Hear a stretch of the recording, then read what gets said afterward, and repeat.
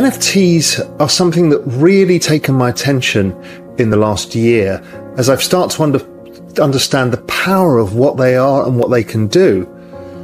You know, we've got the protocol layer, which is the layer ones, the Bitcoin, the Ethereums, the Solanas, the Polygons, and all of these others. And they're amazing.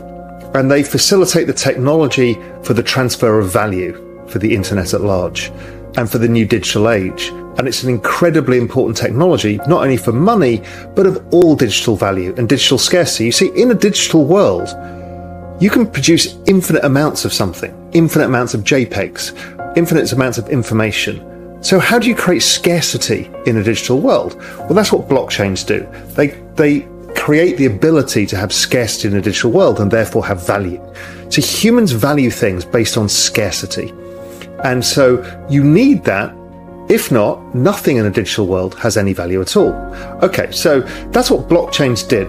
But the big breakthrough was Vitalik's breakthrough with Ethereum, which was the smart contract. And the smart contract is what created NFTs. So let me talk you through a bit of this. Now, what is a smart contract? What is an NFT? It's in fact a smart contract stored on a blockchain. Kind of, we all know that, but if you actually thought what it means, well, there's three component parts to all of this. Firstly, the contract. You see, in human society, every single agreement, in the broadest sense, is a contract. Be it written, implied, or verbal, from religious vows to airline tickets, from meeting a friend for a rum, or using Twitter. Contracts are literally the base layer of society that build on trust. You see, human societies can't function without these contractual terms about how we interact and what we do. They are contracts. And as I said, some of these are verbal and some of them are explicit, like your insurance contract or a contract to buy a share. Those are all contracts. The other point of this is stored on a blockchain, that element. You see, all contracts need to have some record. Some of them may be handshakes. That's you and I agreeing to something. Or it may be a nod, approval, or in the City of London, it used to be my word is my bond, which is if I agree to something, it is sacrosanct that we have done that deal. But you can also include rooms of lawyers, databases, all other ways of storing a contract. Or you can do it on a blockchain. Now, what a blockchain does is it allows these contracts to be settled, disputed or agreed, and allows it to be recorded. You see, the blockchain allows for the verification by a distributed ledger of any contract. So therefore, you get around the Byzantine generals problem of not knowing who agreed what with whom. This way, everybody agrees what's in the contract. Okay, so that has abilities to scale, and we'll come on to that in a bit.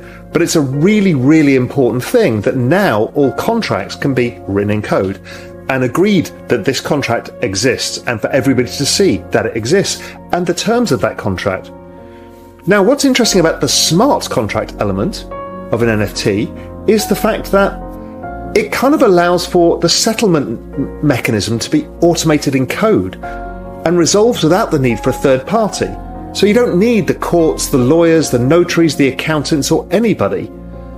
So that's the really interesting element here. You have a contract and it can settle automatically and it's verifiable by everybody. Okay, it sounds kind of a bit boring because it doesn't really mean a lot. It's also decentralized, and this is one of the key elements. Now, most of you understand the elements of decentralization is having this immutable database with all of this information stored, which is verified by millions or hundreds of millions of people. That's the power of blockchain. So nobody can change the terms or conditions, and God knows how many times we've all had to fight over something where somebody agreed something, and then when you come to get paid or whatever the outcome, it doesn't happen. So that's the element of smart contracts. Now, right now, people think of NFTs as art or some sort of community thing, and both are amazing uses.